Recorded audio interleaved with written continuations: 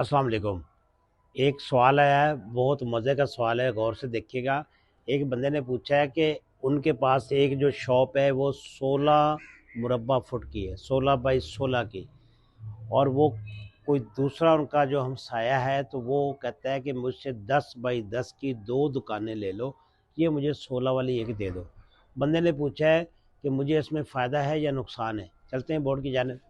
ये देखें जी, इसके बाद जो ये वाली शॉप है इसकी पैमाइश क्या है, 16 × 16, और ये वाली जो है ये 10 × 10 एक दुकान है और 10 × 10 की दूसरी दुकान है।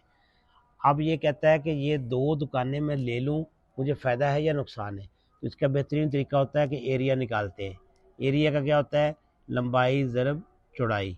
तो इसकी लंबाई चौड़ाई बराबर है 16 × 16 है, तो ये हो जाएगा 256 मुरब्बा फुट। ठीक है।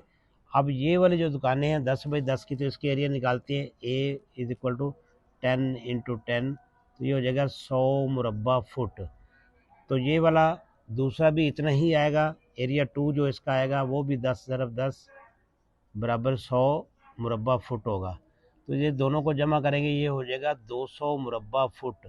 और ये अकेली जो दुकान है ये है 256 मुरब्बा फुट। तो अब आप खुद अंदाज़ा कर लें, ये 2 मिलाकर भी छोटी हैं और ये एक जो है ये बड़ी है। अब पिछली एक वीडियो एक ऐसी मैंने बनाई थी, तो किसी बंदे ने एतराज़ किया कि मैं 5-5 मरले के जो 2 मकान ना लूँ, प्लाट ना लूँ, और एक मैं 8 मरले का ले लूँ, तो 8 वाला बड़ा। भाई मेरे ऐसा नहीं है, यहाँ पे मरले नहीं है, ये फुट है, स्क्वायर फुट है। तो स्क्वायर फुट जब होगा तो उसके एरिया निकालेंगे, तो एरिया में ये वाला बड़ा है, ये दोनों मिलाकर भी छोटे हैं। इसलिए इस बंदे को फ़ायदा हो रहा है और इस बंदे को नुकसान है, ये एक दुकान वाले को नुकसान हो रहा है। उम्मीद है समझ आ गई होगी। बहुत शुक्रिया।